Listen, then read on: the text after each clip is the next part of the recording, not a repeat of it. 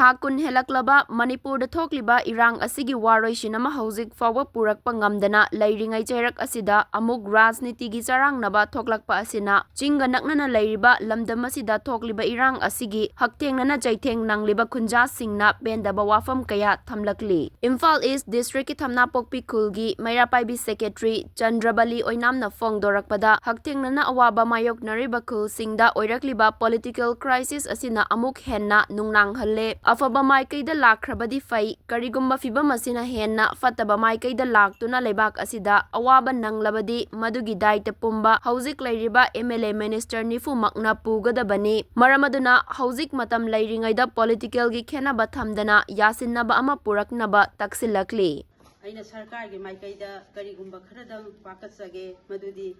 hauziki oiriba asuki mati Erang fatraba matam asida tangdu leitadraba matam asida aikogi sarkar gi leader singna angam athau singna aikogi pham hongto hongjini matangda amadi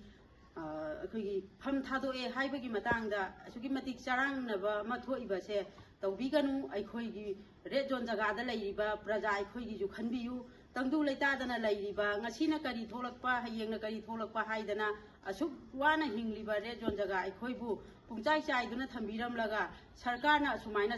koichai chai raga leibaje tawbiganu haiba wafam ase sarkar gi leiriba angam athausingi mafamda ai nolungna ai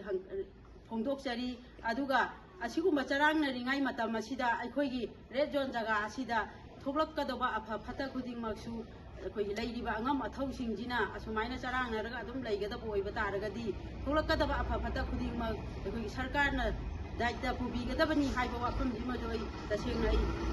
angam athausingi mafamda ai thamjage aikoi hauji asuki mati tangdu leita dana wana suram chalam khangdana hingjaribani masi matang aikoigi sarkar gi angam athausinna miyeng changbiyu haidana mamangda ju kaya kaya phongdok sagarabani haujiksu aina hanna haijari mayam charang khirangaba gi matam natte adu thadokpiyu aikoi bu nusibiyu haiba wafam ase ai sarkar gi maikaida nolukna ningsingjari.